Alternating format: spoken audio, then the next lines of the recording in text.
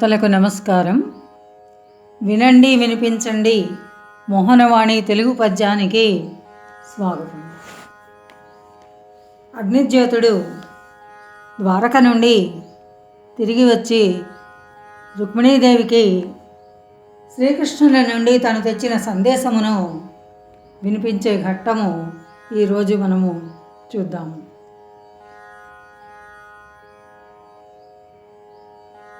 మెచ్చే భవద్గుణోన్నతి అమేయధనాదుల నిచ్చెనాకు తావచ్చే సుదర్శనాయుధుడు వాడే సురాసురులెల్ల అడ్డమై వచ్చిననైన రాక్షస వివాహమునన్ కొనిపోవు నిన్ను నీ సచ్చరితంబు భాగ్యమును సర్వము నేడు ఫలించే కన్యక. బ్రాహ్మణుడు ద్వారక నుండి తిరిగి వచ్చారు. రుక్మిణికి ప్రాణము లేచి వచ్చింది.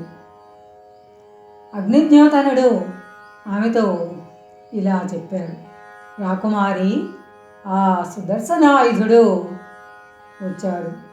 నీ యొక్క ఉత్తమ సద్గుణములకు మెచ్చుకొన్నాడు. నేను చెప్పిన నీ యొక్క సందేశమునకు చాలా సంతోషించిన వాడై అమితమైన ధనమును నాకిచ్చాడు. అతడు వస్తాడు కనుక ఇక నీకు ఎటువంటి భయము ఉండదు. దేవనానవు లేకమై అడ్డము వచ్చినా కూడా నిన్ను రాక్షస వివాహము చేసుకొని తీసుకొని పోతాడు. నీ సచ్చరిత్రము భాగ్యమును నేడు ఫలించినవమ్మా. జలజాతేక్షణు తోడి తెచ్చి తిని నా సందేశమున్ చెప్పినన్ నిలువం పెట్టితి నీ కృపన్ బ్రతికితిన్ నీ అట్టి పుణ్యాత్మకుల్ గలదే దీనికి నీకు ప్రత్యుపకృతిన్ గావింపగా నేరను అంజలి గావించద భూసురాన్వయమణి సద్బంధు చింతామణి. ఎంత చక్కటి పద్యమో చూడండి. రుక్మిణీదేవి ఇలా అంటోంది. ఆమె తన కృతజ్ఞతలు ఈ విధంగా తెలుపుతోంది. ఓ భూసురోత్తమ, నా సందేశమును విన్నవించి శ్రీకృష్ణుని తోడ్కొని వచ్చావు.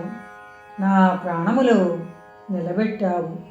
నీ యొక్క కృపచే నేను బ్రతికిపోయాను. నీ వంటి పుణ్యాత్మలు ఇంకెవరైనా ఉన్నారా?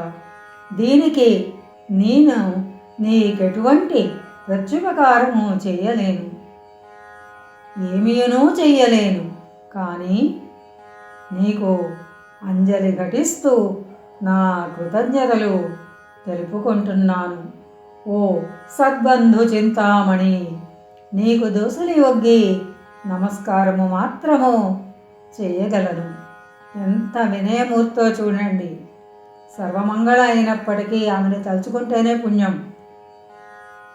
సాక్షాత్తు శ్రీ మహాలక్ష్మి. అటువంటి రుక్మిణి ఆ బ్రాహ్మణోత్తముణ్ణి ఎంత చక్కగా వినయంతో పూజించిందో చూడండి. ఇప్పుడు మనం చెప్పుకోబోయే పద్యం తెలుగునాట అందరికీ వచ్చు.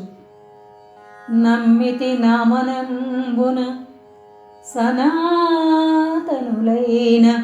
ఉమామహేశులన్ మిమ్ము పురాణ దంపతుల మేలు భజింతు గదమ్మ.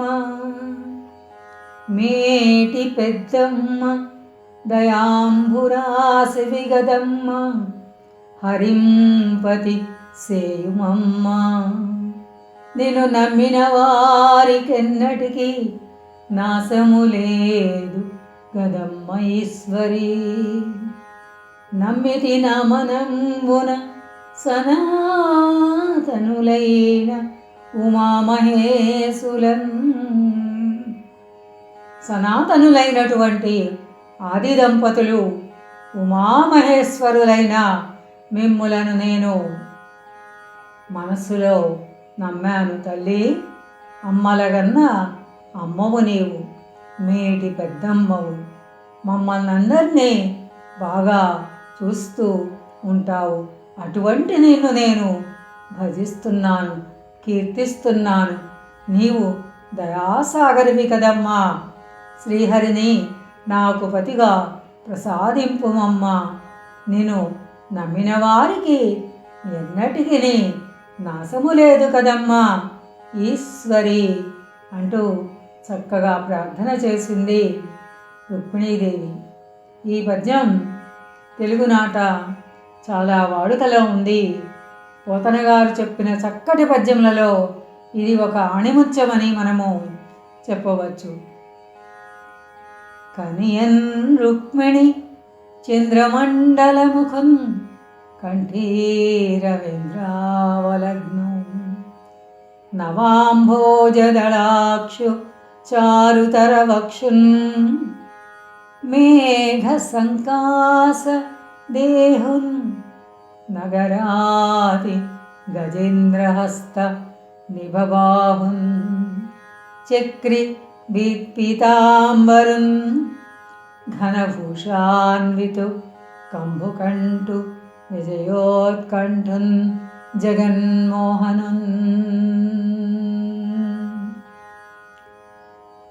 దేవి మందిరము నుండి మెల్లమెల్లన అడుగులు వేసుకుంటూ ఆమె ఈశ్వరీదేవికి, పార్వతీదేవికి పూజ చేసి వస్తోంది. బాటకిరువైపులా ఆమె దర్శనమునకై వేచి ఉన్న రాజపుత్రులను ఆమె చూడనే లేదు.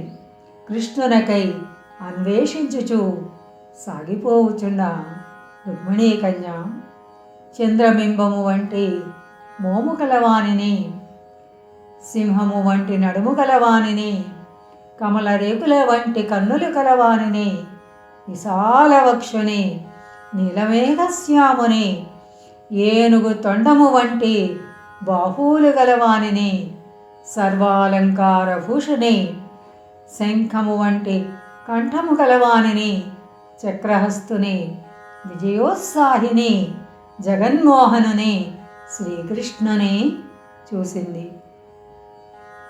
శ్రీకృష్ణ వర్ణన కూడా పోతన గారు ఎంత చక్కగా చేశారో చూడండి.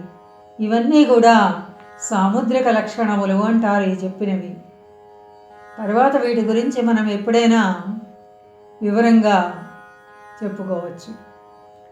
బ్రతుకవచ్చు వడల ప్రాణంబులుండిన బ్రతుకుగలిగనేని భార్య గలదు, బ్రతికితీవు భార్య పట్టు దైవమేరుంగు, వగవలదు చైద్య వలదు వలదు.